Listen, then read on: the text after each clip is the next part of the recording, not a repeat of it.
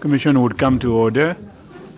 If counsel is ready, we can bring the witness in and get them cracking, as it were. Counsel, you have the floor? Okay, thank you.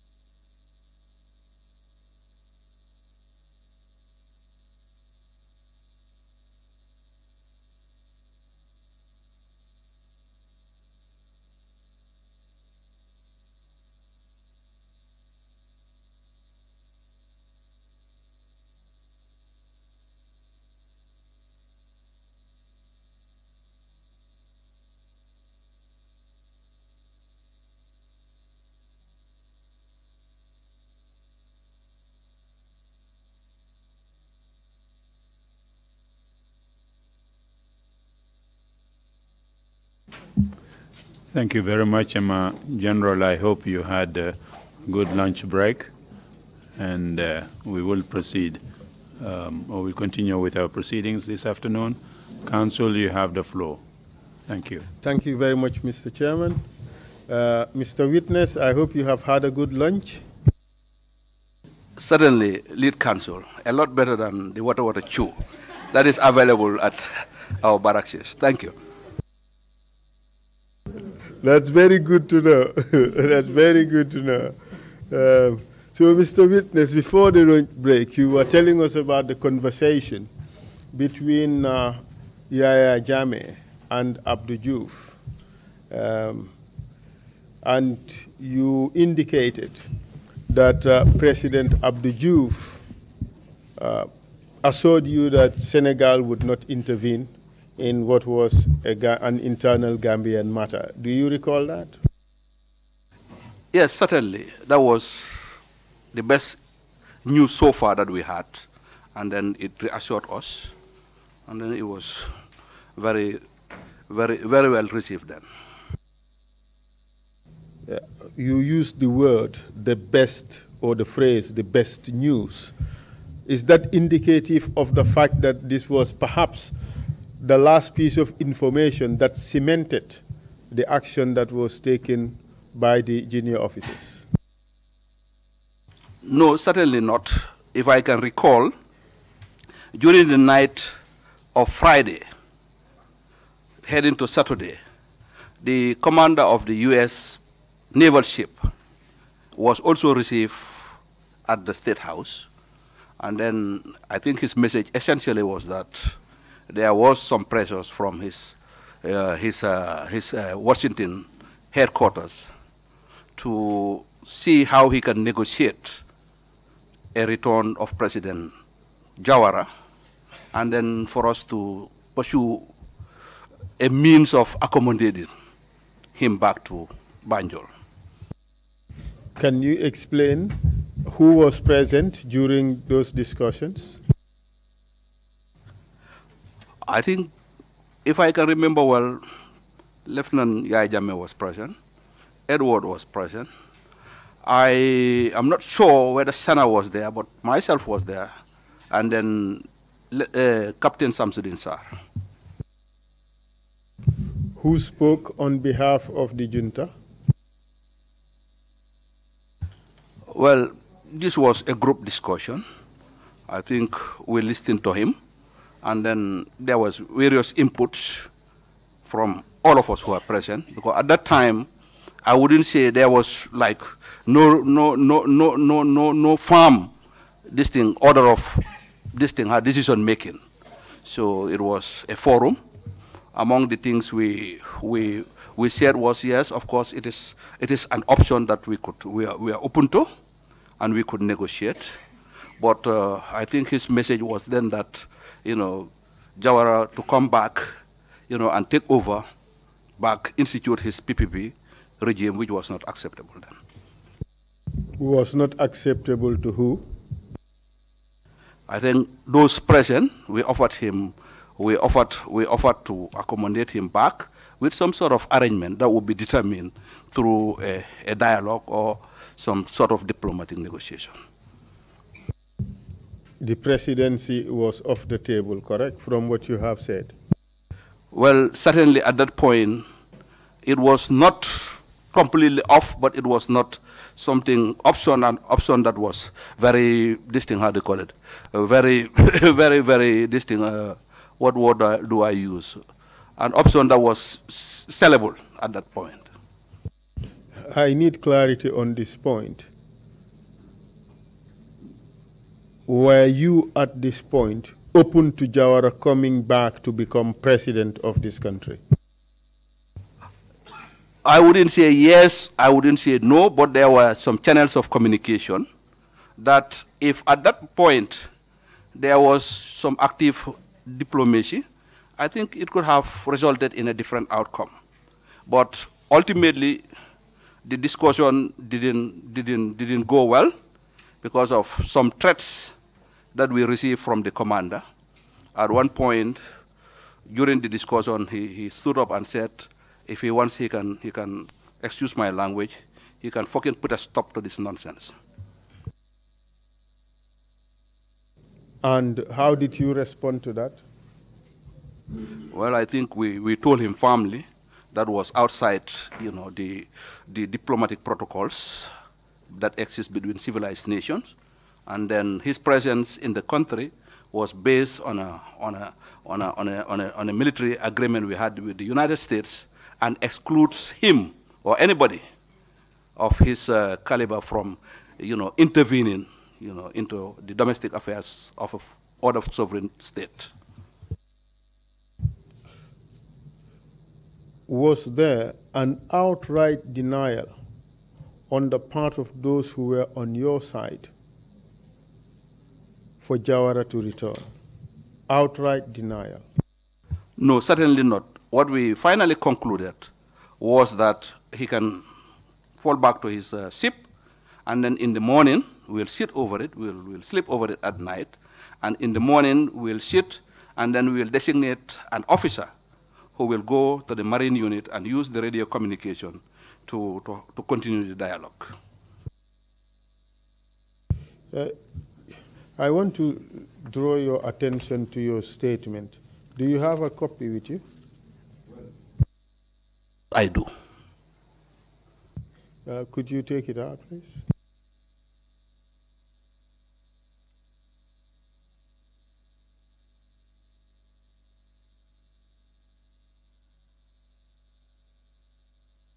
I would let you take a look at my signed copy, the copy that you signed, in particular paragraph 16 of the statement.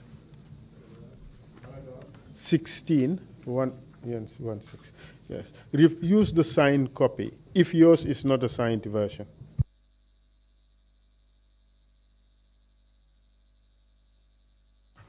Yes, I have the signed version. Can you look at the other copy and see if it is also a copy that you signed? Take a look at the first page. Yes, I did sign it, but I think there are some markings on points of facts that because I read it just this morning and then would have taken my time to correct it to reflect my true view. Indeed, thank you very much for that. We will take a look at paragraph 16 and see where the paragraph 16 accurately reflects the facts as they stood. Could you read it out, please?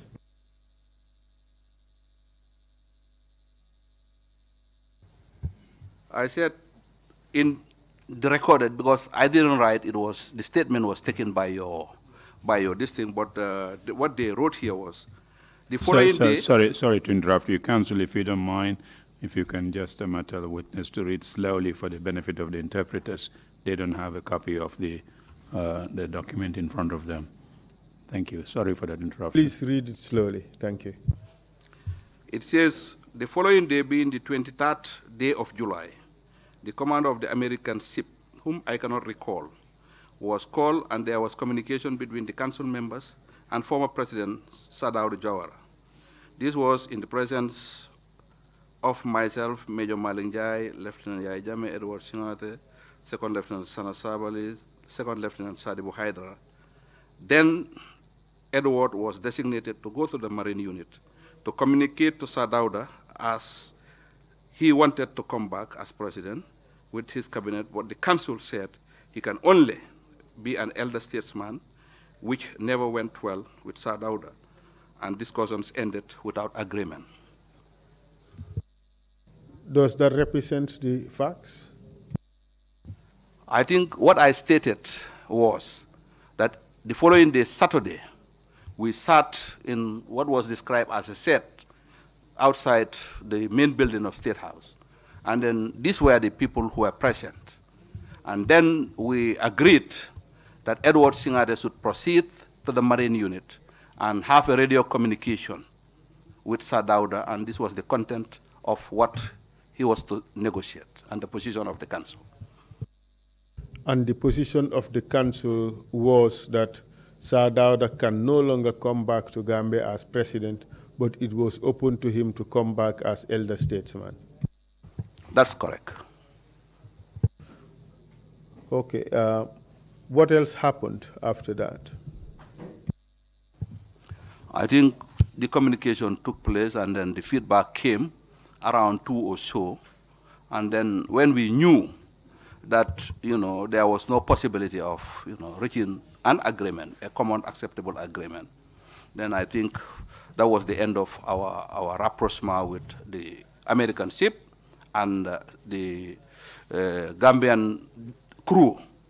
So ultimately, I guess they must have headed back to Senegal. That was the final straw, was it?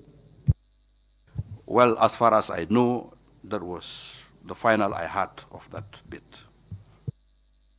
So these last two events basically sealed the fate of Jawara as president of the Gambia. One, that is the response by Abdou Diouf of non-intervention, and the departure of the American vessel away from the shores of the Gambia after it's been made clear that Jawara cannot come back as president. Would you agree? Well, certainly that was the concrete situation at the moment, and I think as realists, that was what sealed the day. Was it this day that you had the interview with Radio France International? I think, I'm not too sure whether it was the Friday or this afternoon of the Saturday. But during those periods, certainly I had an interview with RFI. I stand to be corrected, certainly. You were asked how a government was formed by Commissioner Carr. Could you advise how things happened on this Saturday, how things unfolded on Saturday, the day after the coup itself? I think when the situation came to that conclusion, which I alluded to earlier, then the next logical step was how to set up a government. And then, we moved over it. I think it was everybody who was present. At that time also, I may say, the 4 council members, that was Edward, Yaya, Sana, and Sadibu, plus myself and Captain Samsudin Sar, you were using what was the private bedroom of Sadauda, and there was a small sitting room. And then adjoined to it was also another room. I guess they said it was for his kids. That was where we sit when we make decisions. And then, you know, the rest would be announced in, and then they would be admitted based on what the situation was, or this thing denied. But that was the free space we were using to make decisions now. On this day, were any special category of people invited to State House? No, what we agreed was that we will form a cabinet, and the cabinet would be composed of the military and some selected, shortlisted civilians, amongst whom were, I think, if I can remember very well, Mrs. Amina Fall Sonko, Mrs. Satang Jao. I guess Satang, we initially shortlisted his late husband, which was then Charles Jao. But when I got there, I think accompanied by Cadet Inspector Abu Jeng, we learned that the husband was not in town. And then, you know, based on the conversation we had, we felt that she was qualified. So I spoke to Satang and then offered him the portfolio of education. And Amina Fall was also offered the portfolio of youth, if I can remember well. You informed Mrs. Jao then that she would be offered a cabinet position for education, correct? Yes, I told her essentially that, you know, among the list of prominent Gambians that we had earlier shortlisted, you know, his husband, his late husband was one, but since at that point, if I can remember well, he was not in town, and then knowing the caliber of her intellectual ability and her background as a teacher from Gambia High School, then we thought she could fill the position. You made the decision, right?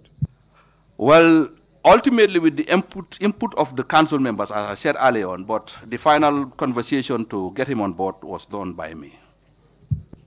Amina Fall Sonko? The same thing. And which other civilian was given a post? I think the sequence may not be very correct, but I think sometime during that Saturday also, I went to the late Swaibu Konate, because he was also shortlisted. With this background in communication, we thought that the information and tourism portfolio could have been handled by him. I went there, and then he had difficulty accepting, but ultimately he accepted us, and then we came. He gave us some mono, we ate, and then we offered him the portfolio. He refused and said, well, that was not his motivation. And then as we were chatting, because we were also, at that time, we also wanted a speech that would announce the broader direction of the council. So as we were chatting, he refused, and then I was, you know, penning down some key points, which after I read to him, and he, well, though not directly saying it's okay, but he said it could make a good distinct start. So you drafted the original version of what would eventually become the speech that was announced subsequently? Certainly, sir. Mr. Konate, of late memory, rejected the position offered to him, correct? Certainly, yes. What were his reasons for rejecting the position? Well, I think, well, he said, one, he was not well. He was just coming, I think, at that time, he was coming out of retirement, and then had some private business plans, and that wanted the time to do his own thing. And of course, also, I don't think he was very distinct to participating in a military government as well. In a sense, he did not want to serve in a military government, in an unlawful government. Well, yes, I think so. Who else was contacted?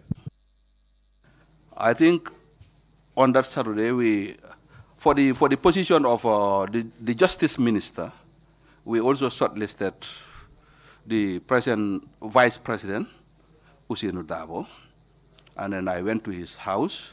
Unfortunately, he didn't come out, and then we had no dialogue. So after we persisted for some time, he didn't come, and I advised that, maybe he was not interested.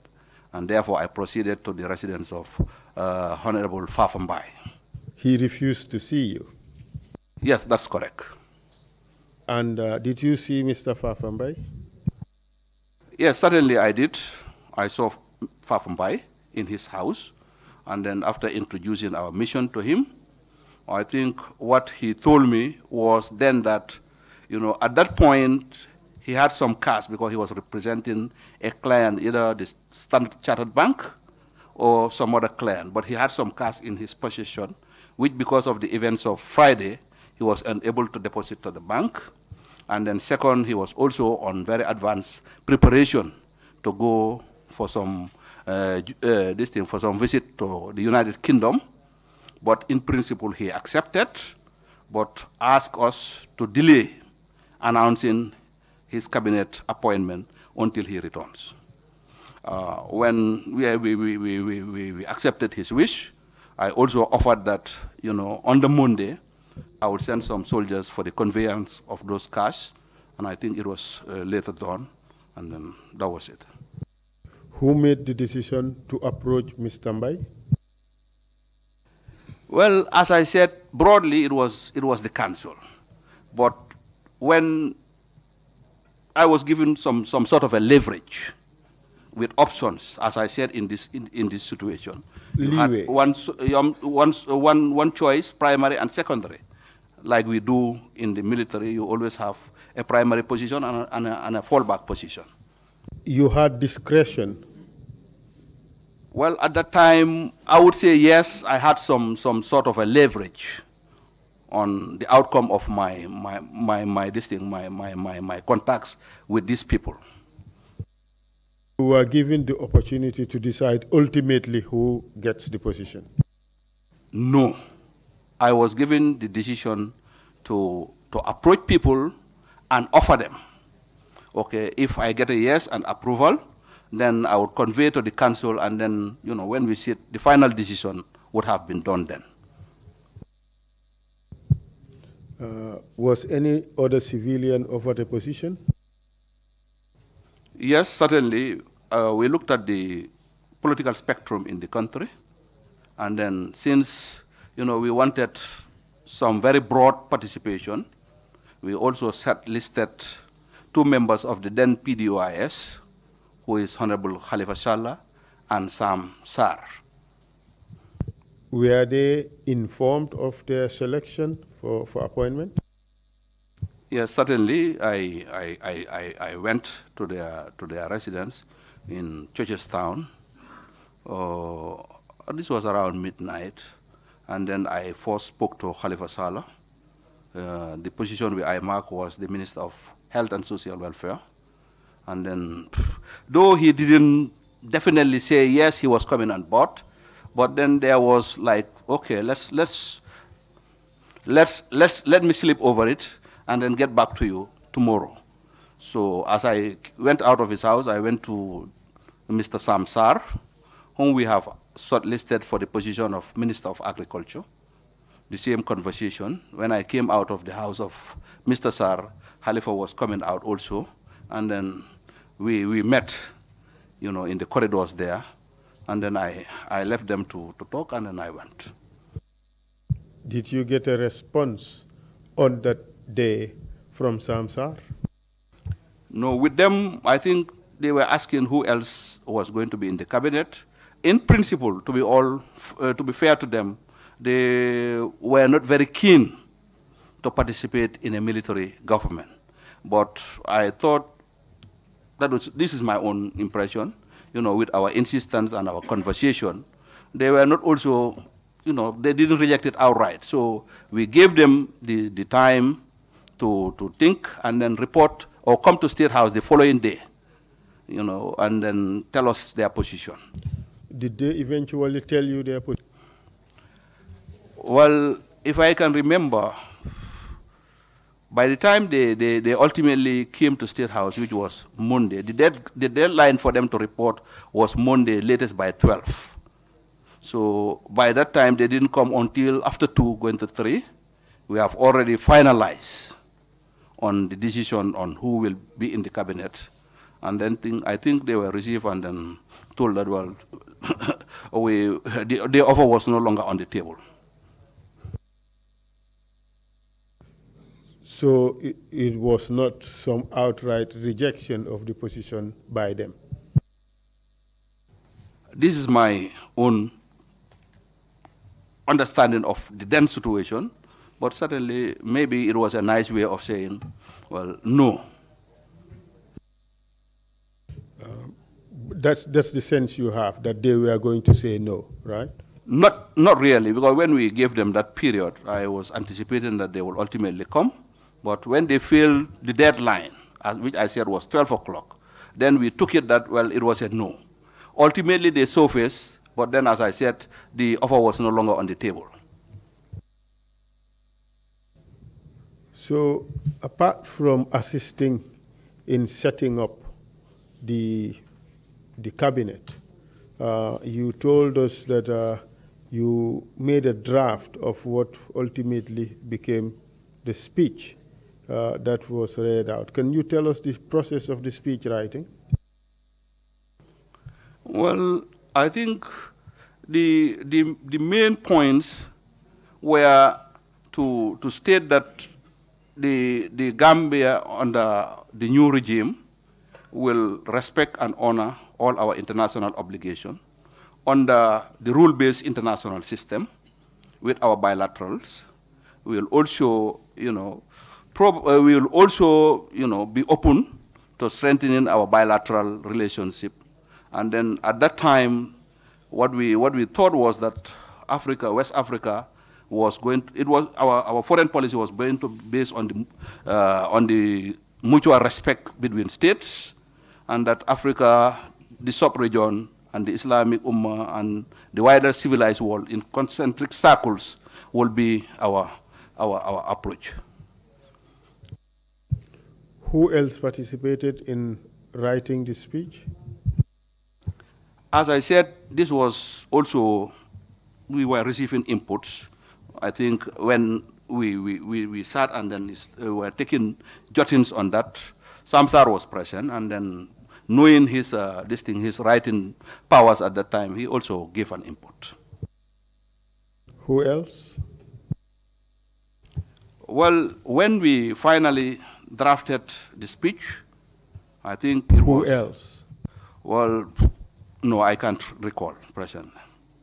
Oh, astaghfirullah. I think at that point it's also important to mention that there was this police superintendent Abu Jeng, who early on had impressed us with his grammar, and then as he was this thing, he was asked to stay, and then eventually he gravitated towards me, and then was with me when I made those conversations with most of the people I mentioned earlier on. Did he contribute in writing the speech? Well, certainly, ideas may come here and there from him, but it was not very significant, if I may recall. Ultimately, a speech was written. Who read out the speech? I think I drove with Lieutenant Yai Jammeh, who was then de facto leader of the junta, and then we went to Radio Gambia, Mile 7. I think one of the news anchor we met then was Jaina Banyang, and then Yai Jammeh was asked to read the speech. He was asked to read the speech, or he offered to read the speech? I think along the way, he at one point asked me to read the speech, which I said no, was not proper. Hence, since he was the leader, then it was his voice that should be on the radio, not mine. He duly complied. He did read the speech, and then to a large extent followed the text, but certainly there was some, impromptu inputs from him towards the tail end of the speech, which was not on the script. Do you remember what he said? Well, there was some personalization that I Jammeh, etc., which was not in in the original text. So those I can remember very well. But maybe the version, if I see it today, I will be able to, and then listening to the audio, we'll be able to see where the deviation from the original text and then the final read out speech was. In view of your description of him, Ras exaggerated notion of his abilities and things like that, quote unquote, were you surprised? Well, I think to be fair to him, at that moment he rose up to the occasion. Thank you very much. After all this happened, you went to State House. They accommodated you. They allowed you to come in and worked with them. You helped them negotiate with the Americans. You negotiated with the Senegalese government. You helped establish the cabinet and write the first speech for the junta. What happened after all that? I think, if I may remember also, at one point during that Saturday morning meeting, Sirif Mbai and some police officers came. There was also the felt need to establish order, okay, and then to reactivate the policing of the country.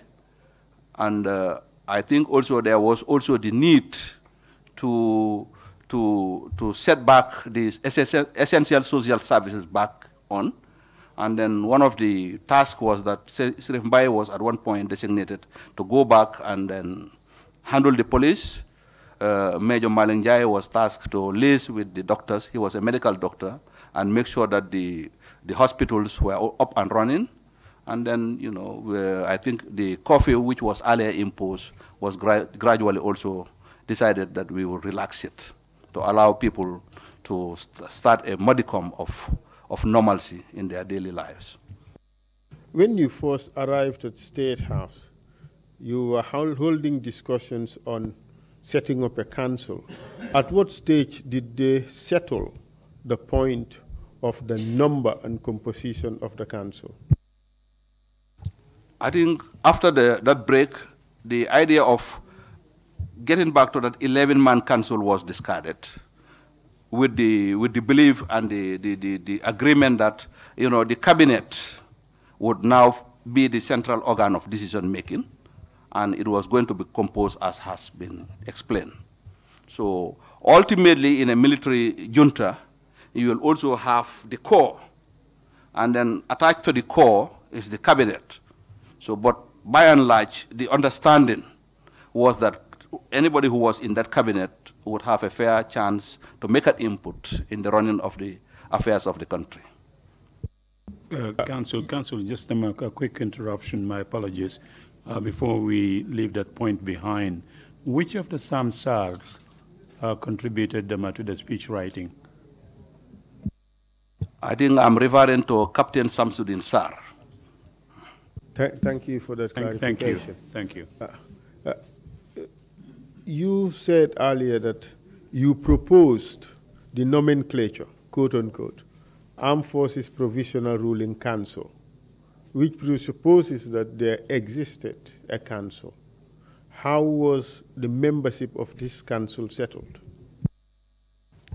I think when we proposed the name Armed Forces Provisional Ruling Council and proposed the number, we didn't agree on the actual names, and the commotion, as I had explained earlier on, arose, and then there was settlement, and the settlement was that we leave the subject of the council to a future time, and then we all went on our various tasks on that particular moment.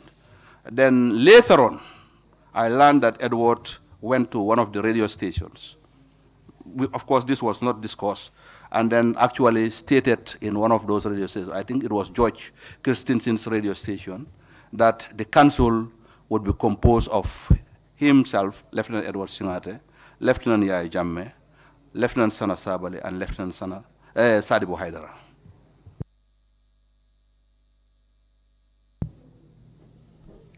And at what stage did you all agree on who would be offered a cabinet position? I think we had the final version.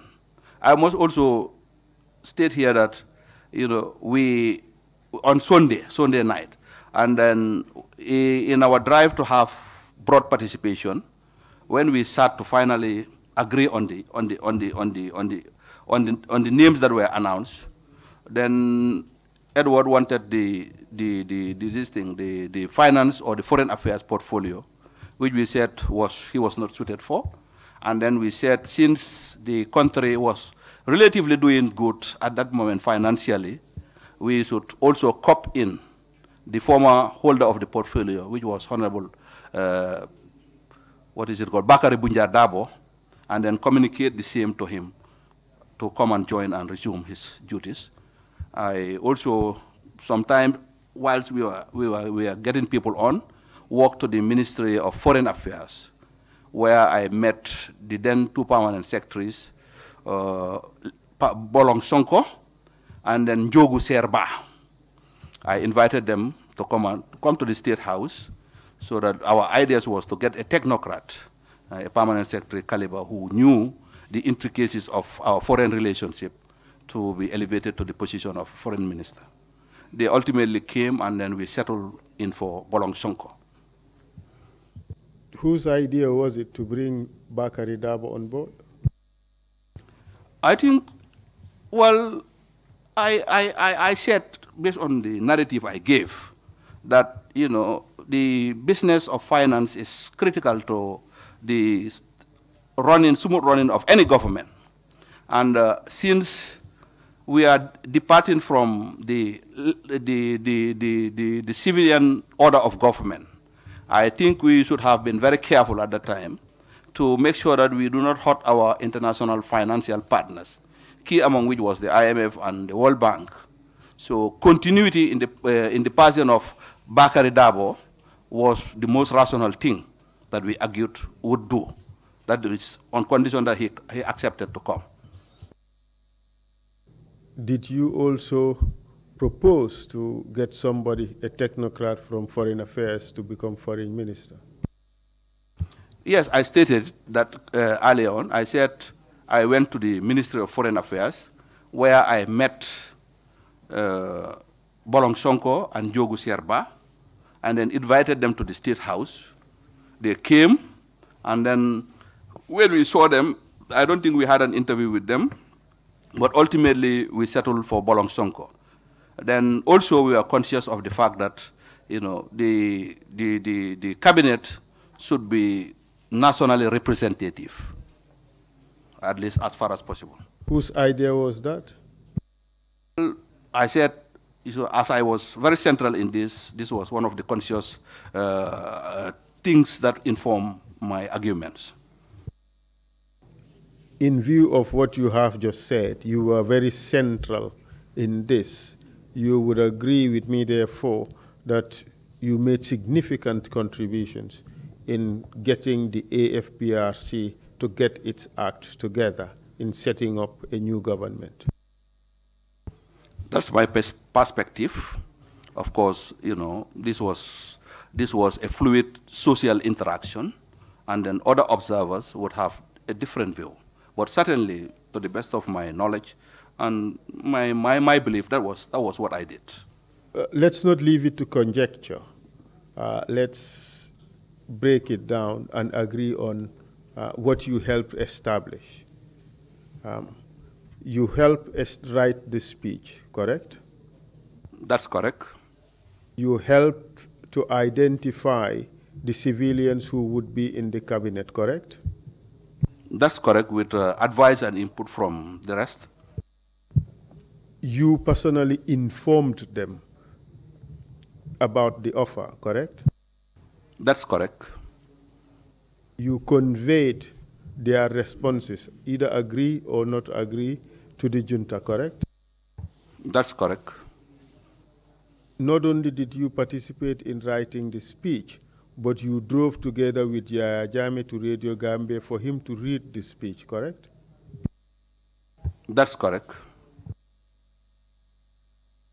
In addition to that, You negotiated with the Senegalese government, correct? That's correct, with the ambassador.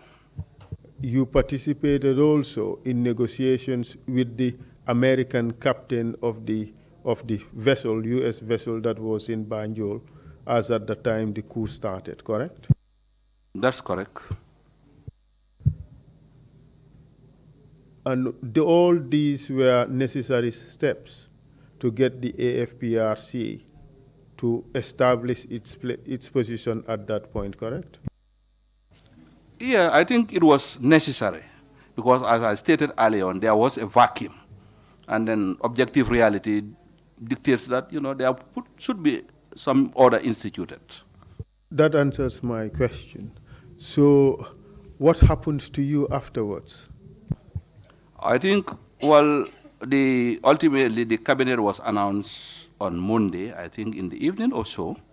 And then on Tuesday, we all went to visit our respective ministries. I can also remember that either on that Monday evening or Sunday, we invited the religious leaders under the leadership of the then Imam Ratib of Banjul, Abdullah Job, and some other prominent imams within the Banjul and Serekunda area, interacted with them. We also had a sort of a small reception with the then accredited ambassadors at State House, in an open interaction. And then basically, that was also another milestone in making sure that, at least some sort of assurance was given to our partners that this was going to be, by all intent and purpose, a responsible military government. And then I think one of the catchwords that was also, that came about then was soldiers with a difference, transparency, accountability, etc. All those things were the catchwords that we used to sell the position then. You gained recognition. Well, when you say recognition, it is like by state base. But I think our partners recognize that, the essential relationship between states is based on de facto control. And then you may either agree or disagree with a government, but when a government has de facto control over a state, then ultimately diplomacy dictates that you can do business with him. I think the only problem which was communicated then was that the American government told us then and then that there was a budgetary support of about, if I can remember, $10 million, which was being given to the previous government, and that based on principles of the United States diplomatic engagement with other countries, that would be stopped. You earlier on talked about de facto control and the interaction by states with governments that have de facto control. And would you agree that that in fact amounts to recognition that I talked about? Well, yes, that amounts to recognition, though some will qualify the degree of recognition with the de jure, that is the legality of the regime. I would not argue or quarrel with you on that point. Were you offered a ministerial position or a position at all? Yes, based on the narrative I gave, it naturally occurred to everyone that I could contribute more in the portfolio of Minister of Information and Tourism, and that was the portfolio I was given. And how about Mr. Samsudeen Sarr? Samsudeen was appointed to the portfolio of Minister of Trade and Industry, if I can remember. And then, as I stated earlier, when the response was not coming from the PDOIS, we offered Major Malingjai the portfolio for health. And then, again, this one was based on the advice of Major Malingjai. Then we were looking at the technocrats at the Ministry of Agriculture.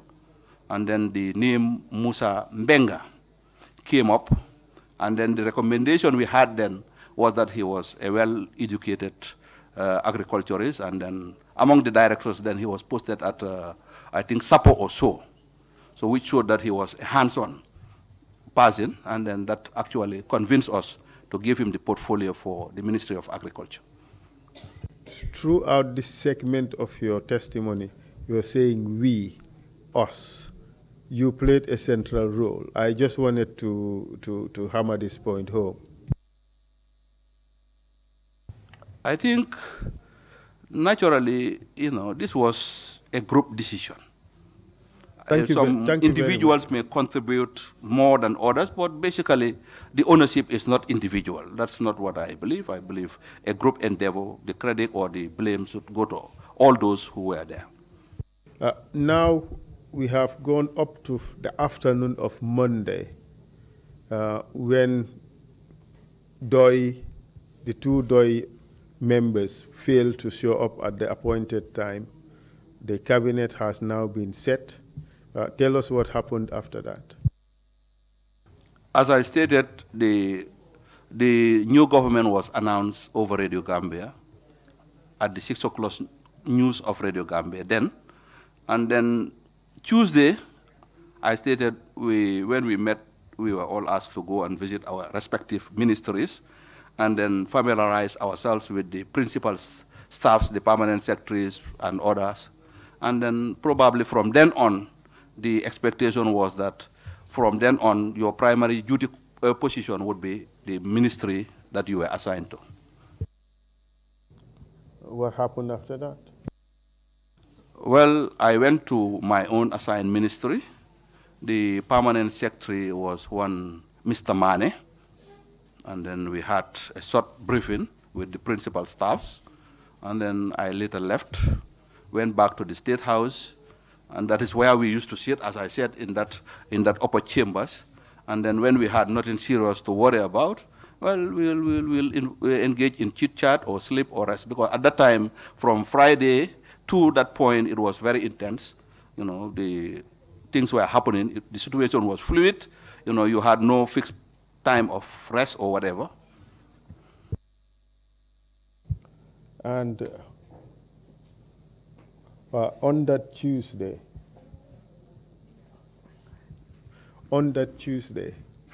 what happened to you? Well, we slept overnight, and then unbeknown to us, I think during the course of the night, Lieutenant Yai Jamme, Lieutenant Edward Singate, Lieutenant Sadibu Haidara, and Sabali, they met and then decided that, the following morning, they will, because based on the subsequent action, they will arrest myself, Major Njai, and then Samsudin Sar. Before I forget also, on that cabinet, when we were designating this thing, at one point, the original choice for the Ministry of Local Government was Suare, but people didn't concur.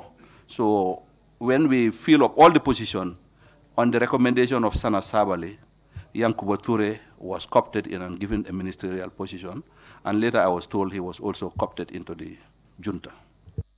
What was the objection against Suare? Well,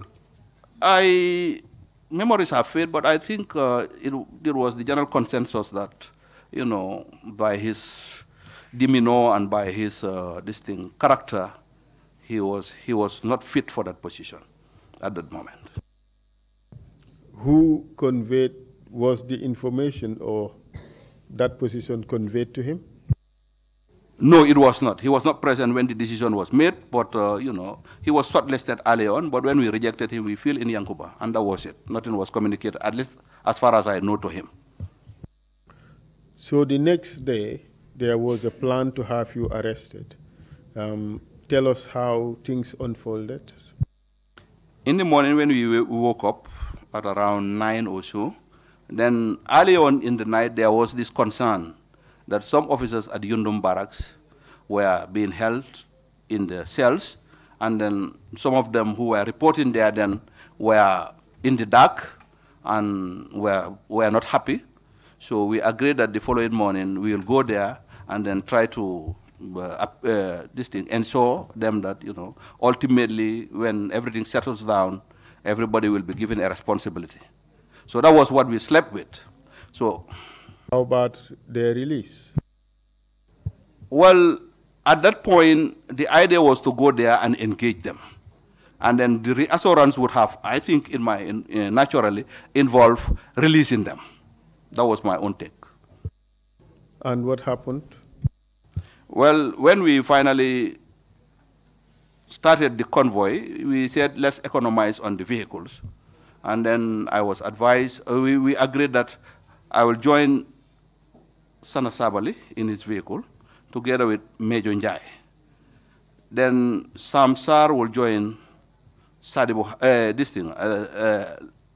Singate in his vehicle, and then we drove in a sort of convoy. As we reached mile 2, then they wheeled to the left to enter the mile 2 prisons. And what happened after you arrived there? Unbeknown to us, when we reached, there was already a group of soldiers that were positioned in mile 2, heavily armed. And as the vehicle stopped, they opened the doors and gun pointed at us. And then Lieutenant Sana Sabali turned around and said, "Sir, you are under arrest." How did you react to that? Well, I felt it was a betrayal. It was unofficer-like. And then I think I protested. I said that was the worst that could happen, because this was a betrayal of trust. And then I think it could have led to an altercation, but Major Malinjai advised that we should comply and then leave it to destiny. What happened after that? Well, we were taken inside the mile 2 at security wing number 4, and then locked up in the various cells. My own cell was cell number 11. How about your belongings? What happened to them? Later we were declared. My boots were taken, and the folder I was holding containing some of my personal things and 1 or 2 books I was reading was also removed, and then it was kept at the main office of mile 2. Were you processed before being taken to security wing number 4? I think exactly I am not, but ultimately along the line, I cannot remember clearly whether the processing happened before we were taken or later when we were taken, they came to process us. But it was a mixture of the two, I think. And then we were locked. The aim was to get rid of us and put us in cells, and then maybe the formalities would be done later. Were you informed of the reasons for your detention? No, I was not. Were you allowed to consult a lawyer? No, not certainly. Were you allowed to speak to your family and inform them that you were detained? No, not particularly. Were you allowed to receive information from your family? We were locked and sealed. That means there was no communication in or out of that prison. Can you describe the conditions of detention for the first week? I think the condition of detention was crude, because the cells, then this was the maximum security wing. And then the cells were made up of, I think if I can remember, 1.5 meters by 2 meters. And then as you enter the door, there was a knee-level brick that was built on either ends of the wall, and 2 planks of wood were joined together, probably the size of this table, and then that served as a bed. Then each of the cells also had a small pot, which we later knew as the chamber pot. And each inmate was also, ultimately after some days, we were given a blanket. What was the ventilation in that cell like? The doors were chest level, iron plated, but beyond the chest going to the end, it was buckler proofing. So at the back of the cell, there was a small window, probably, I would say, how many? About that size, and that size, maybe one-sixth of a quarter of a meter, and then it was also buckler-proof, which was built in the wall. What inconveniences did you have to contend with, if any? Well, that was not the best about to be. You know, you had no freedom. Everything you do was done inside the cells. At night, you sleep on the planks of wood. There was no bed sheet. There was no pillow, and then that's it. Mosquitoes? Yes, there were a lot of mosquitoes, because if you look at Mile 2, I think it's next to the mangrove swamps, which is a wetland. And then those are ideal breeding places for mosquitoes. So in the absence of any this thing, how do you call it, any bed, mosquito net and other mosquitoes were rampant. You can hardly sleep at night. Did you have mosquito nets? There was no mosquito net. How about rodents? Yes, there were rats, because, you know, the foods, once you eat in the morning when they open you throw the mess tin or the basin where the food was on the corridors to be picked later by a detail of the prison wardens. So the leftovers, etc., at night when we eat and leave them around, rats will come in and then would feast on the remnants. Would they enter your cells? Yes, as I said, the doors had some space between them and the floor concrete, so which a rat can enter. They used to. How did it feel being in that environment for the time period you were in there? I think it was demeaning, degrading, cruel, to say the least, and it was dehumanizing. And, well, I felt very bad, to say the least. How about the food? The food was a lot better than the water chew at the military barracks, because a lot better, you said. Certainly, that was my take for it. You mean that the food at Mile 2 was a lot better than the one at the military barracks? No, correction. Clarify that. No, correction. My mistake. The food was worse than the food at the barracks. There was no basis of comparison, certainly. It was worse than water chew? Certainly.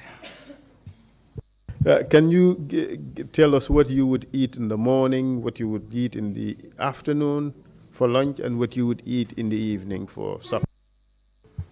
I think in the morning we'll be given a sort of, the name in Wolof is lach, but it's made with, when you pound the kush and then remove the fine flours, the remnants of the grains of the kush would be used to make the porridge, with the course, of course. In the afternoon, there was some rice. And how tell us more about it. I think they would put some sugar. The sugar was never enough, and then it was a darkish, grayish colored porridge. Was it something you had known before? No, certainly not. Coming from the provinces, I think I grew up in a farming background. So lach was one of our diets. But the one we ate there was a lot better than what we had at Mile 2. And then what would you eat at lunch?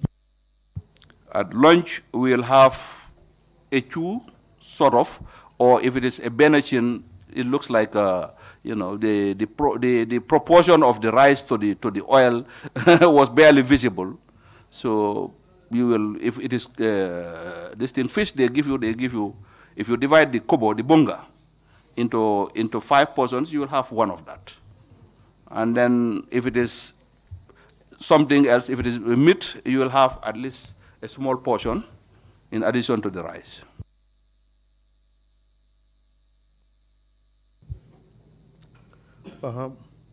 And for supper?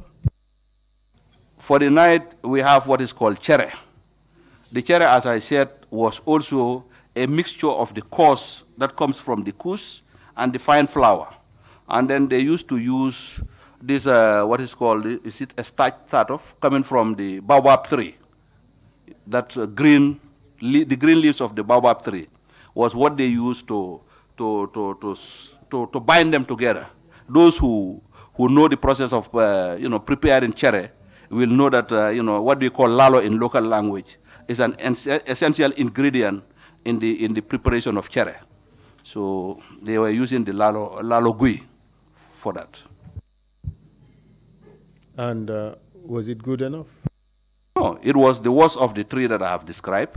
And at one point, most of us would rather prefer to be given the dry version, which was the unsoaked version. And then the reason was that later on, you could put some water to remove the coarse grains and the harsh particles of the baobab leaves, and have the clean flour of the kus, so that you can eat it like that. If you have milk, you put. If not, that is your lot. That's what you eat. In prison parlance, how did you call it? I think the evening meal was called wet or dry chere. Which one? Wet or dry? I said that. For how about shower? Were you allowed to shower? For the first week of our detention, no.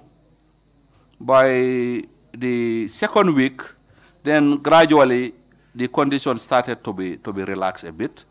In the morning, the wardens will come and open individual cells, maybe 2 at a time or 3, to go to the toilets, which was at the far end of the building, and then we'll take turns to empty our chamber pots, and then take showers, and then return back immediately to the cell. For how long did you have to remain in your cells each day? As I said, initially we were under seal. That means 24/7. If they come to give you your meal, they will open enough space to hand you the basin. By the time they come for the next meal, they will do the same and collect the previous basin. So we are completely sealed in the cells. Do you recall for how long you were completely sealed? As I said, the situation was tense at the beginning, and then gradually, within the process of the first month or so, the tempers de-escalated a bit, and then by the time we were 1 month or so plus, then we used to have the morning rest breaks, which is from 9 o'clock to 12, and then we'll be locked again. After 2, when the lunch comes in, we'll eat outside, and then we'll have a rest up to 5, when we'll be locked again, and then that's it for the end for that day.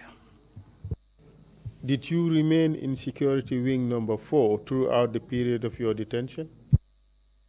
No, I think I was arrested on if I can remember, 27th of July, 1994, and then gradually we resigned to our fate, and then started to live the conditioned life of the prison.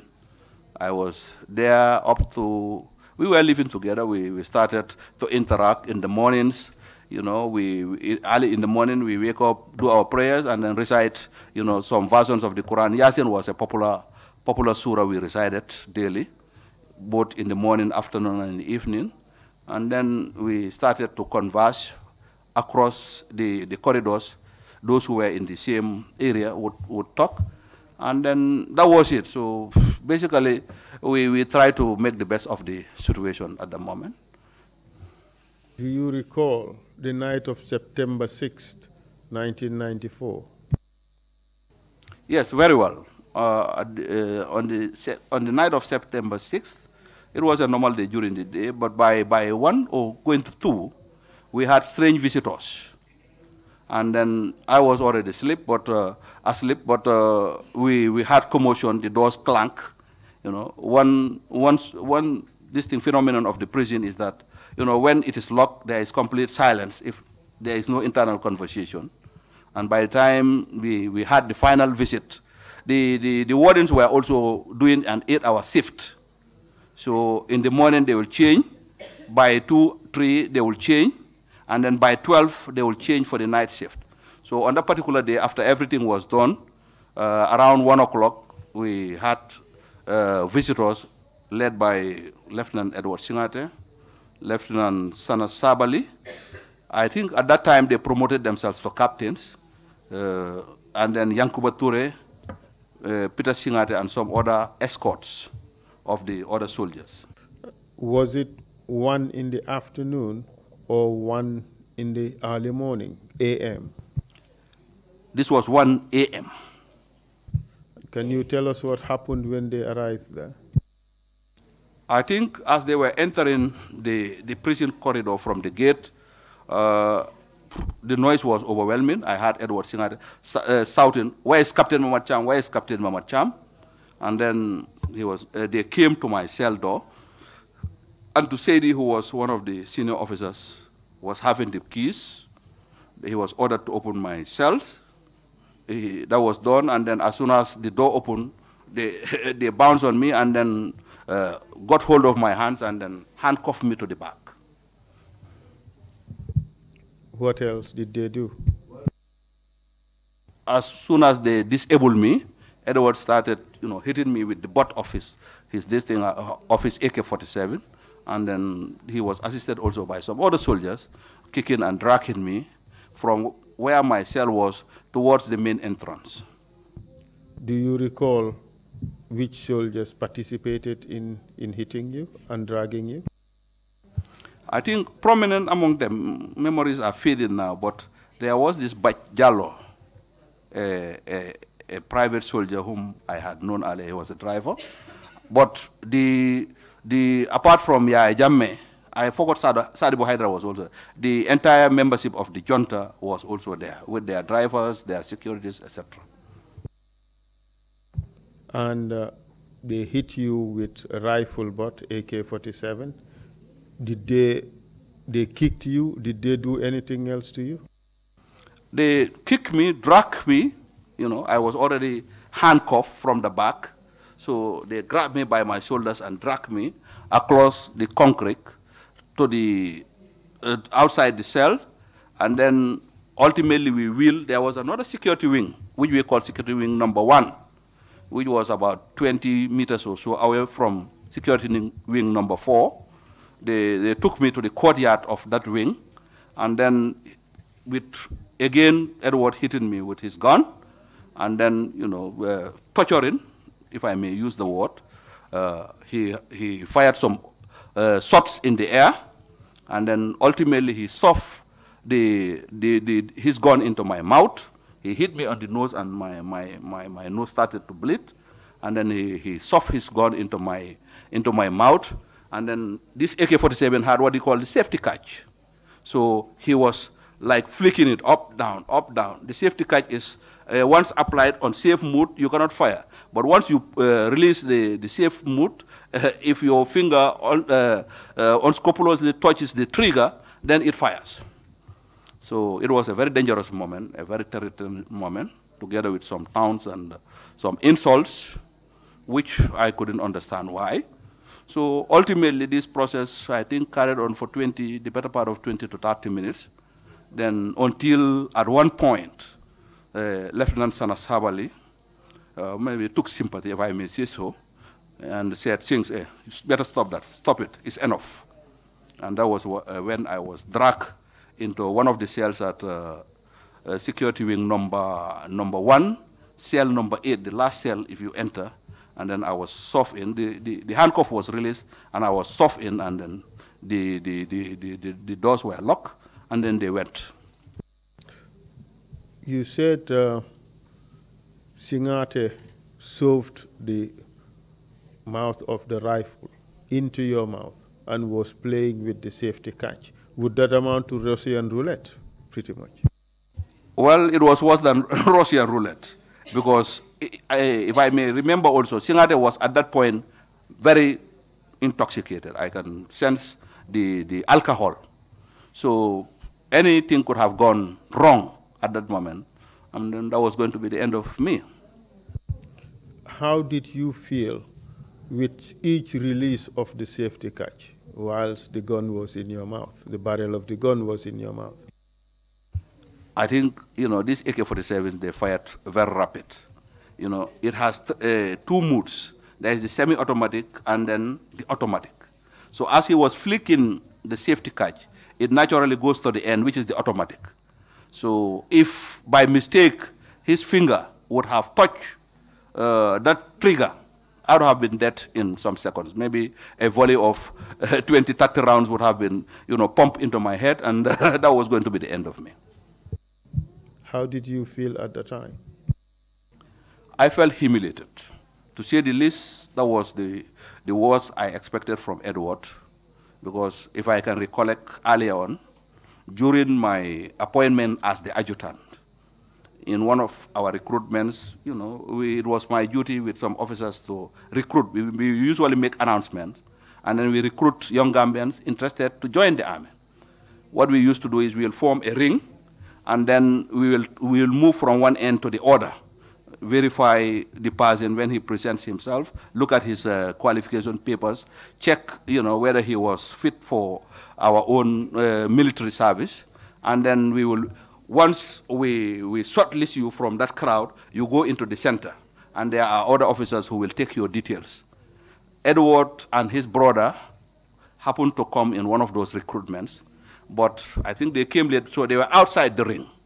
So towards the end of the recruitment, they walked from outside the ring and come in. They were, of course, not like natural Gambians, because they were half-caste. So they presented themselves and said, "Sir, we want to join the army." I asked whether they were Gambians. They said yes. Their father was a Gambian from, I think, Woolley, who at one point went to the United Kingdom and married a British national. But later on, in their district, they returned back and did their high schools here, and then presented certificates, I think from St. Augustine High School, but they were GCE, O and A-level certificates.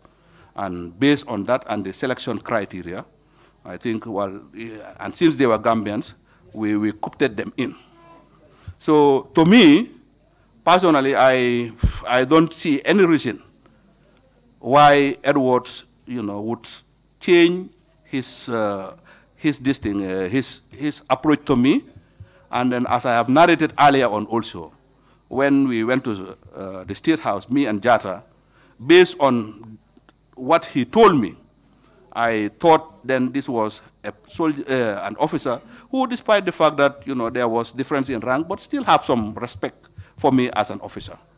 And that was why, when I stated earlier, when they ultimately told me their problem and then the situation that was at hand, I butch in and then say, for the interest of my country, for the interest of the nation, I had no other option but to see some order. So when the betrayal came and we were ultimately arrested, I was surprised, but naturally I was not saddened, because in the history of soldiers in this sub-region, betrayals had happened, in countries where militaries intervene in the domestic politics of the country. And then naturally, depending on where they situate you in the officer corps, you can either be, brought in or ultimately discarded with. Either they will retire you, they will kill you, or whatever. So when they arrested me, I said, well, that was the best what happened to me. So I resigned to my fate. But to say that they will descend to that bestial listing, how do you call it? Bestial and crude, insincere level, and come in the middle of a night, to torture and then even threaten to kill, an officer a senior officer who at one point in your career had, in one way or the other, helped in some way or the other to make you what you are, was a big disappointment, to say the least. After you were served back in a cell, what happened? I think later on I heard another sound, another cry. Then they brought in Chongan. The same order that I went through was meted to him. And then, you know, volleys were fired. You know, I was not present on who did this time the torture on him, but maybe it could be any of the juntas.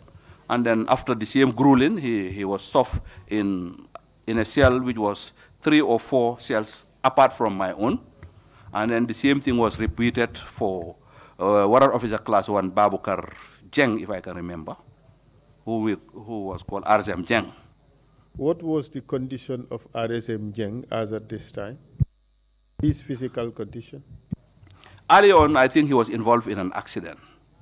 And then at that point, he had a medical band on his neck.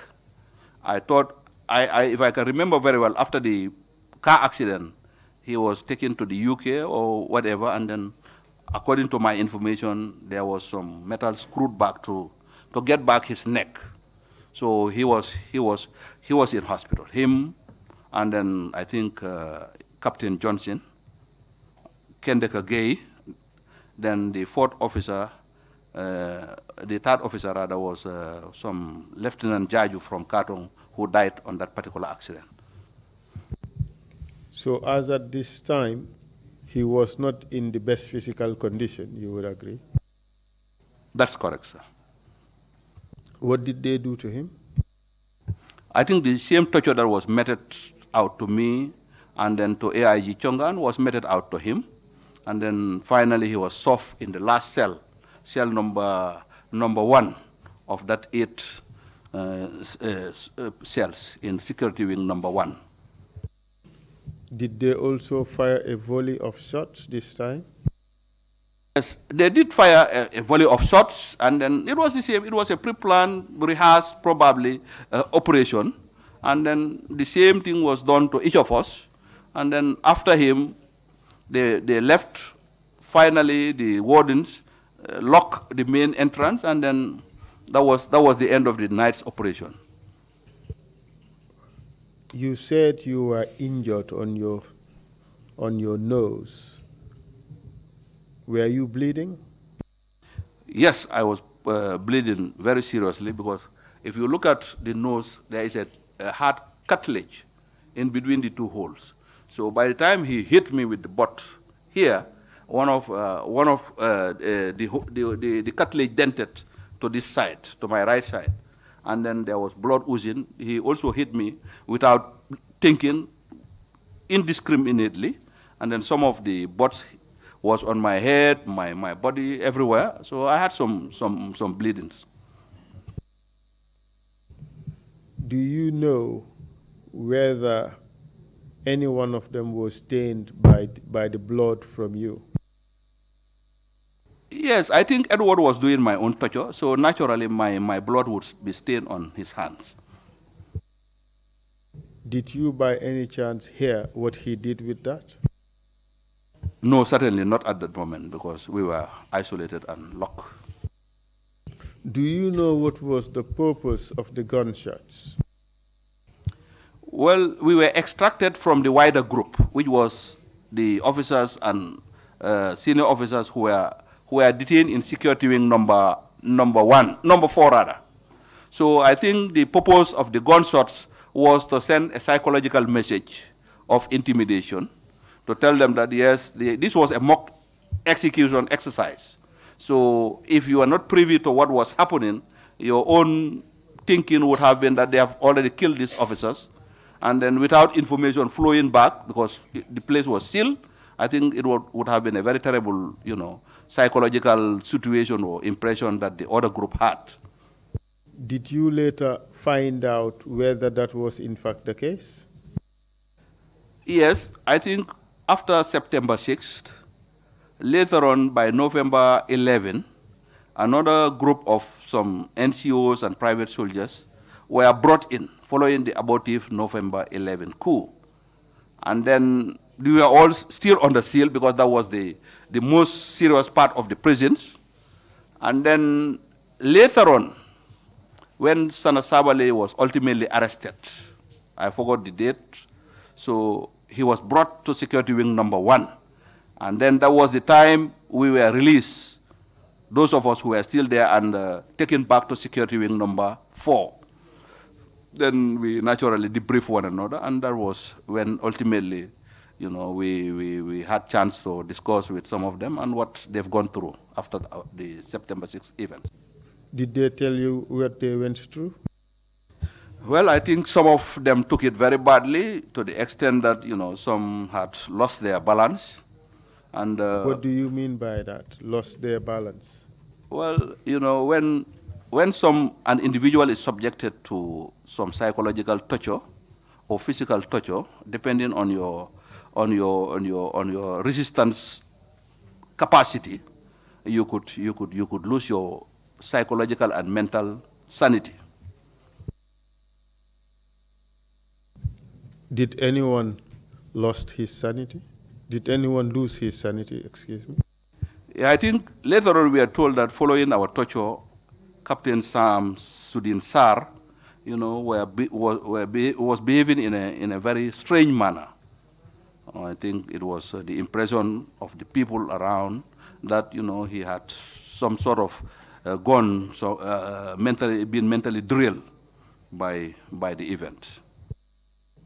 Do you know whether, as a matter of fact, those who remained at security wing number 4 were made to believe that you had been executed?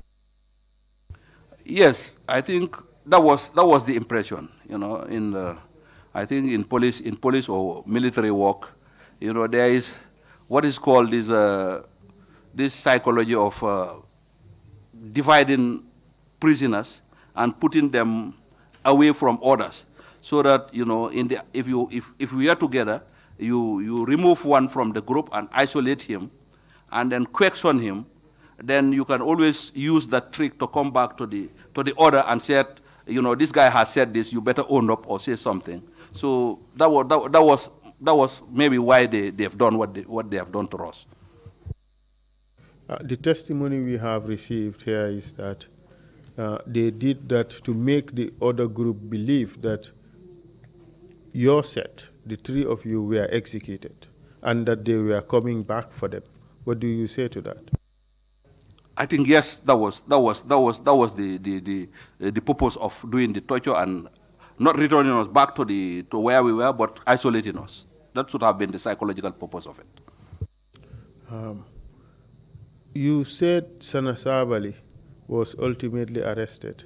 Could you tell us what happened to him while he was in the prison? Well, I forgot the date and the day. So, but, you know, this was a fateful, I think Thursday, if I can remember, fateful Thursday morning. You know, then when Sana was going to work, he had this siren. So in our cells, whenever he closes in the evening to go home, you know, we knew that peculiar siren. When he was coming in the morning also, we knew that it was Sana who was going, based on the noise. So maybe one hour or 2 after he passed in the morning, then we had the Ross, and then he was being escorted by Edward Singate and some group of soldiers in handcuffs with Sadibu Haidara. And then the warden hurriedly asked us to pack our things, the little we have, and then we were transferred to security wing number 4. And then I think him and Sadibu took our positions at security wing number 1. You said Edward Singate came in with some soldiers escorting the 2. Do you recall any one of them? Well, no, certainly no. I knew that he was the officer, and then there was a detail of NCOs that were with him, but certainly I cannot recall any of them. Did anything happen to them while they were in security wing number 1? Not necessarily that day, but subsequently.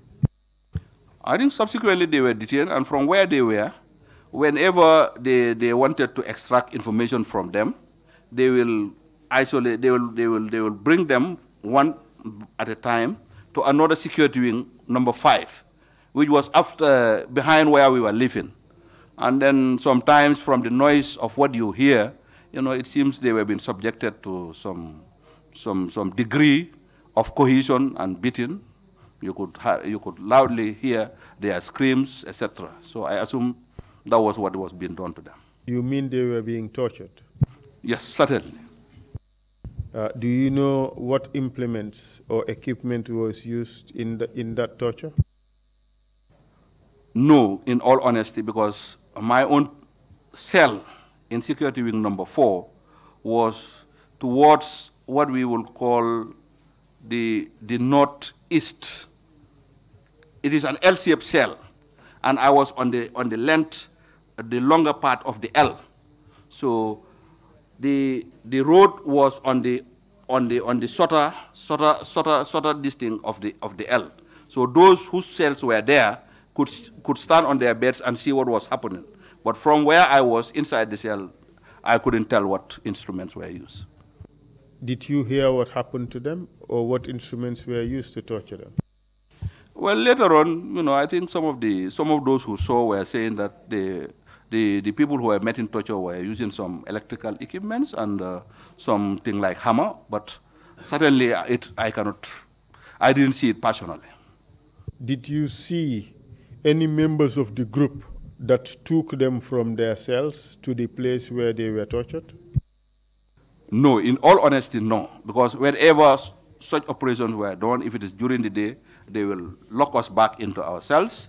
And then, as I said, only those whose cells were by that route would see what was going on. Did you hear which names were being mentioned by those whose cells were located in a position whereby they would see who was involved? Well, in all honesty, no. At what stage were you released? Mr. Chairman, perhaps I have still a few questions. Maybe I'll ask for 10, 15 minutes. Thank you. At what stage were you released? I think I was released after 27 months of detention, around October, if I can remember very well, 1996. What did you do after your release? After we were released, we were taken to the Army headquarters for debriefing. And in our particular case, I think we were debriefed by the then Army commander, who was then now a colonel, the same Babukar Jatta that I mentioned. I think he was also assisted by then Lieutenant Colonel Cham, who was released earlier than I. And then I think there was also, if I can remember well, either Lieutenant Colonel Pamodu and some other officers at the Army headquarters. Were you asked to do anything? Well, we were told that it was an unfortunate event that happened. And then as soldiers, well, according to Babukar, they regretted what happened. We should go and take 1 month leave, 1 week or 2. And then after that, we should report back for further briefing. Ultimately, when we went for the briefing, I think, I was called aside by Colonel Samsudin Sar and advised that, the usual thing to do now was to write an apology letter to the then chairman of, or the chairman of the junta, Yaya Jammeh, and then see whether I will be reinstated. I told him I will never do that, and then if it means for me to be retired from the army, I would rather prefer retirement than to apologize for a crime that in my own conscience, free conscience, I had never done anything wrong. So that was the end of it.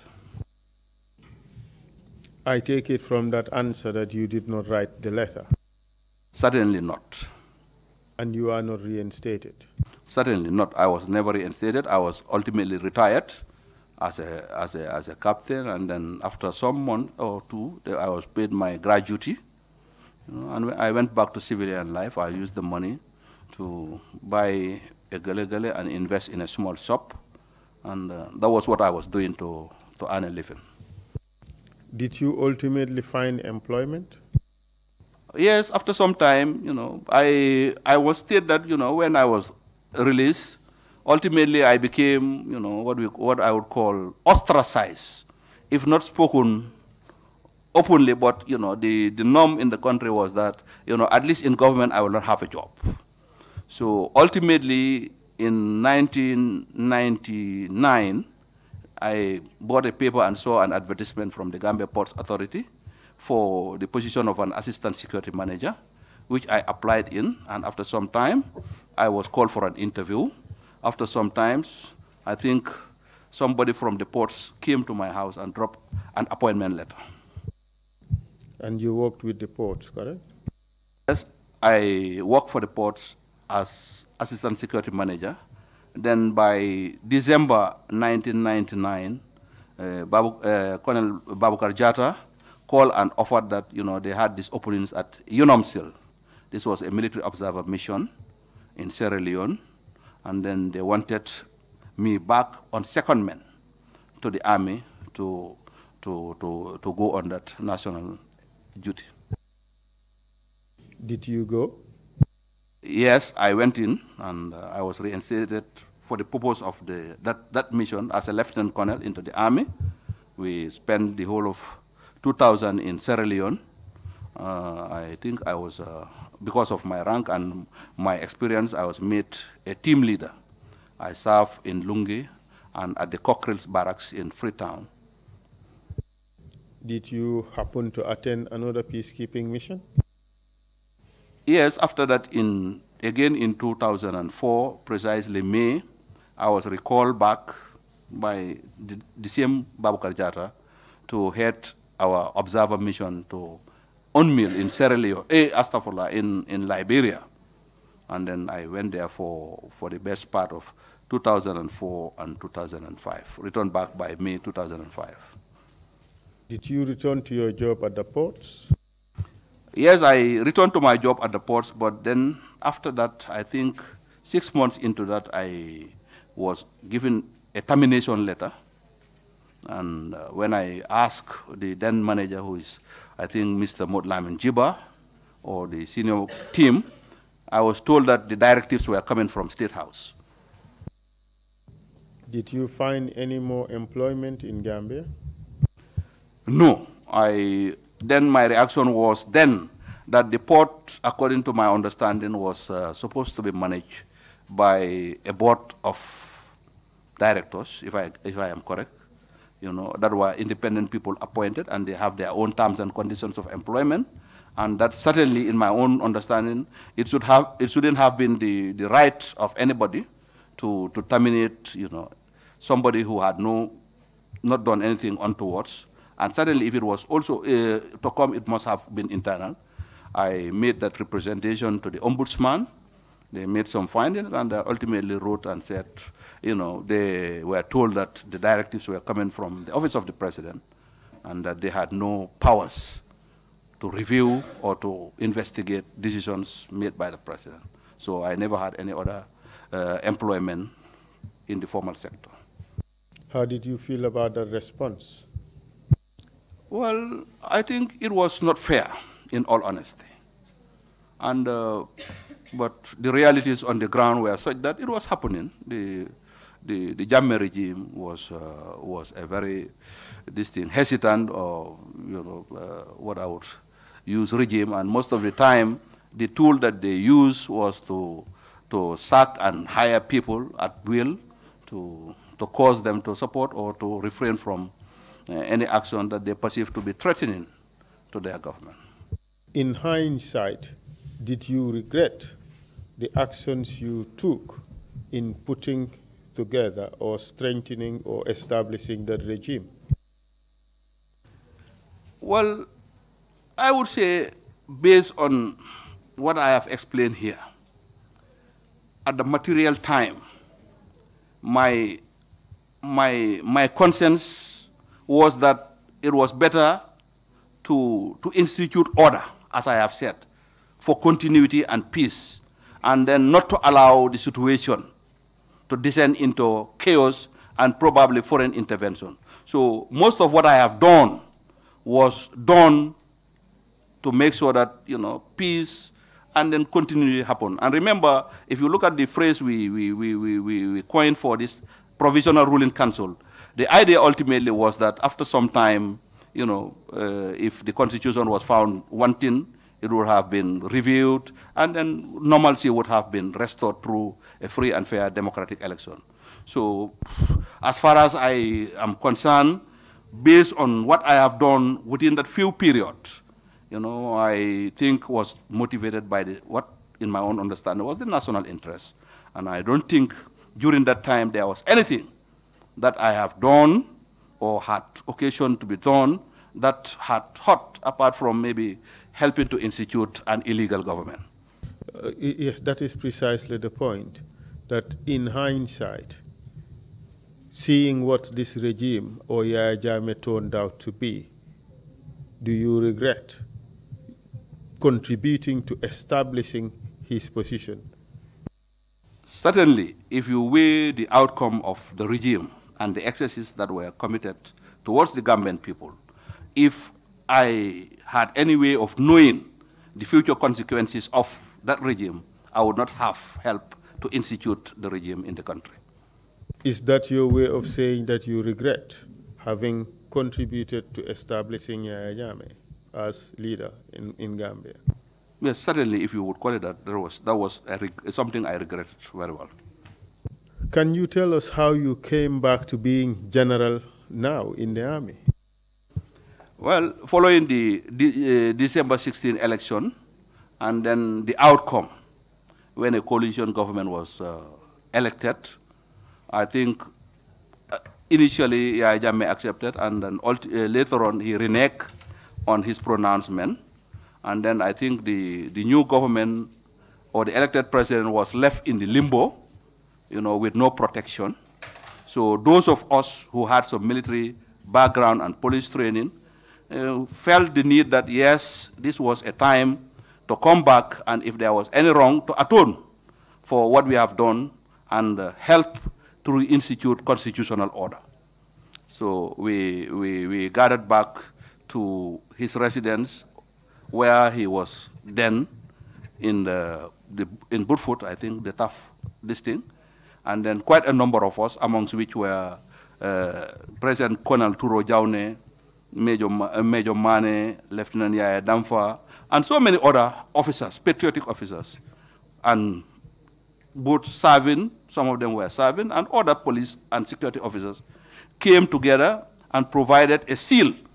We had no arms, but we were there to make sure that we complement a detail of some Senegalese private security guards who had only pistols, to make sure that we provide an outer cordon and also screen people as they come in, gather some intelligence, and probably help secure the elected president. Were you rewarded for that role? Well, ultimately, after the swearing in, and then I think a new chief of defense staff was appointed. Well, I think they had it in their wisdom to reinstate me into the army and promote me to the rank of a general with the appointment of Commander Gambia National Army, which I am very grateful for. Thank you for that information.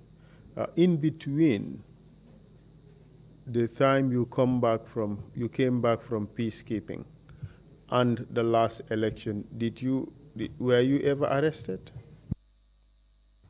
Yes, I think in 2006, if I can remember, there was an alleged abortive coup of Cham.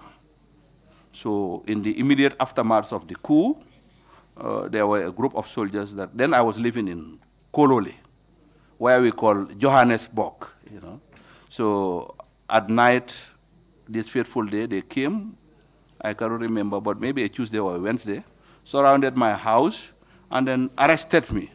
Said I was needed at the State House. This was around 8, 9 in the evening. I cannot remember, but I think the lieutenant colonel who led the coup was some Lieutenant Colonel Jiba. They call him Jagait. Presently, he's serving. I think he was later demoted to a rank of a captain. And then they drove me from my house. When we reached mile 2, they wheeled again. And then this time they put me in security wing number 5. How long did you remain at mile 2? This was, I think, Wednesday or Tuesday evening. Then Thursday, Friday. On Saturday in the morning, we were taken to the then National Intelligence Agency's headquarters, and then we are subjected to some interrogation. I think if I can remember then, the group I went with was composed of the late Daba Mareno, and then I think if I can remember, lawyer Antuman Gay, and some others that I cannot remember. And what happened to you ultimately? Well, I was grilled seriously to see whether I had any knowledge of the conspiracy. I think they thought that Cham, Colonel Cham, who by coincidence is a distant relative, would have, consulted me and probably enrolled me into the alleged coup. So at that time, I was doing my BSc program at the University of the Gambia, and then I had no idea of what was happening. From my house in the morning, I go to UTG, and then I had no knowledge of what happened. And ultimately, I stood my ground. Of course, it was very threatening, and then insinuations were high. But ultimately, they realized that the truth was what I was speaking. And then on Saturday, I think, if I can remember, Saturday morning, Sunday, Monday morning, I was released and sent back home.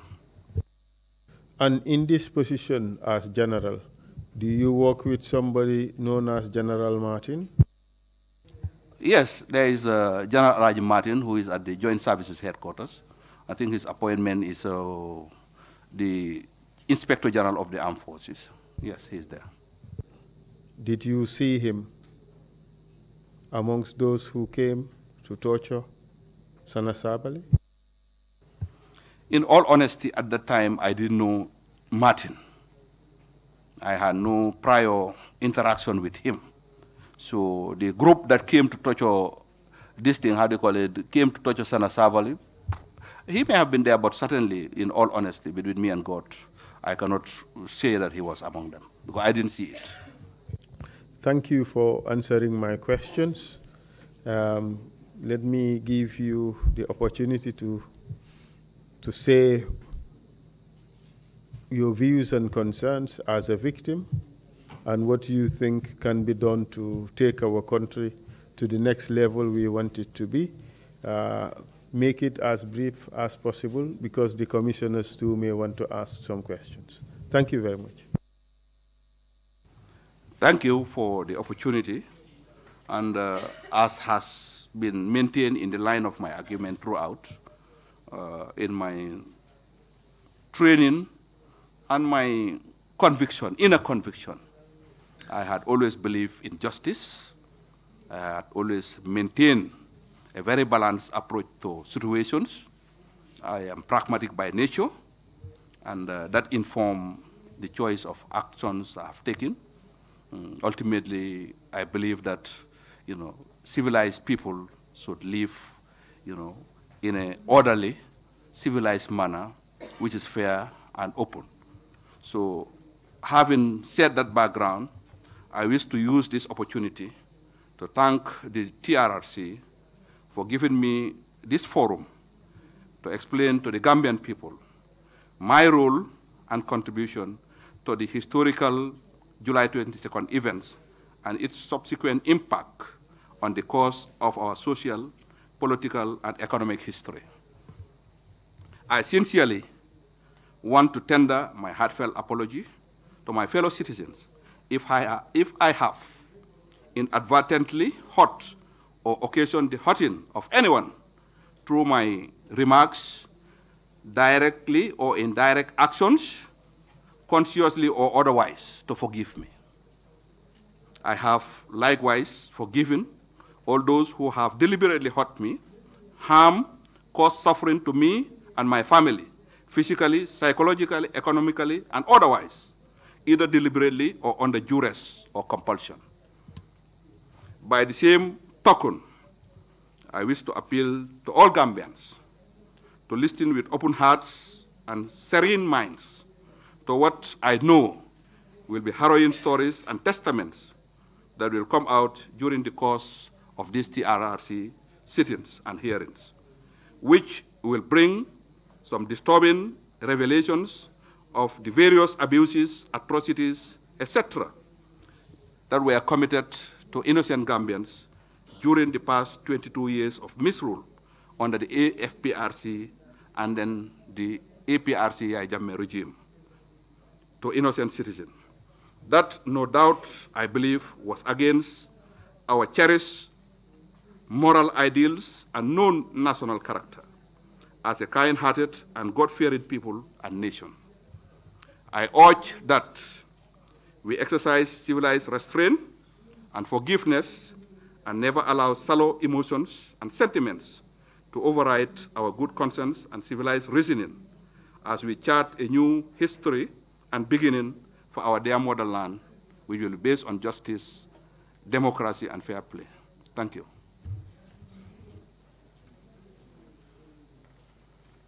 Mr. Chairman, the witness is yours. Thank you very much. One of the primary objectives of the TRRC under the Act that established the Commission is to create an impartial record of violations and abuses of human rights from July 1994 to January 2017. General Cham, you agreed to come and assist us in the fulfillment of that objective. Just want to thank you very much indeed for coming to assist us in that endeavor, and we are most grateful to you. Commissioners, if you have any questions, please indicate, and we'll come to you. Commissioner Jones, please.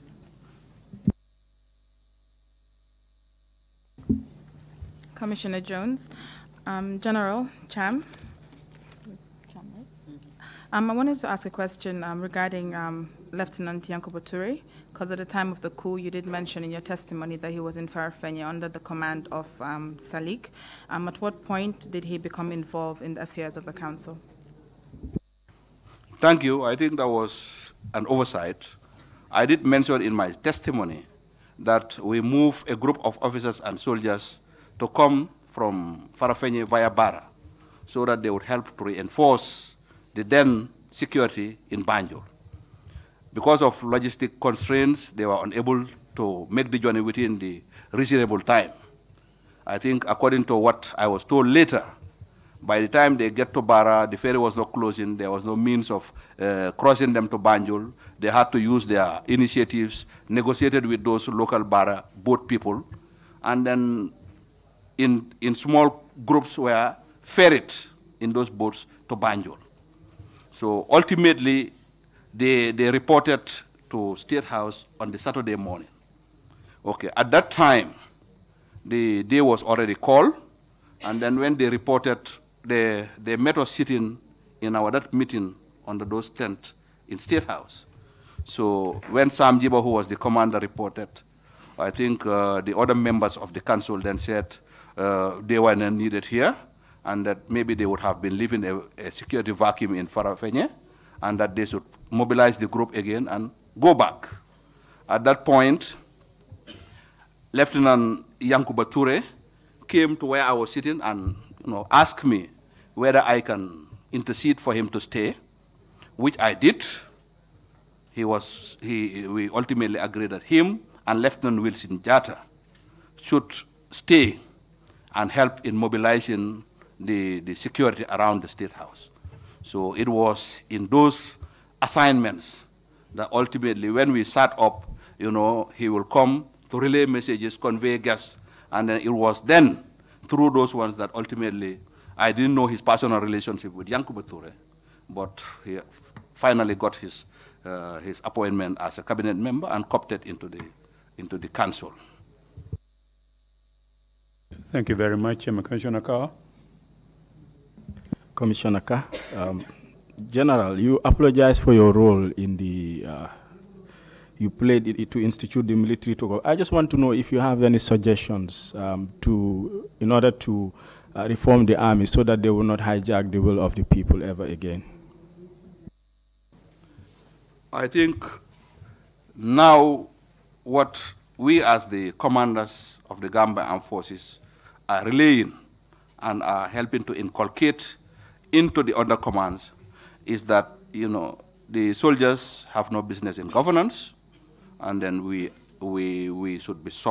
agree that we are subordinate and then subjected to democratic civilian rule control, and that I would urge this commission and ultimately the outcome of these reforms to institute strong institutions, because countries, states are, ruled by institutions, independent institutions.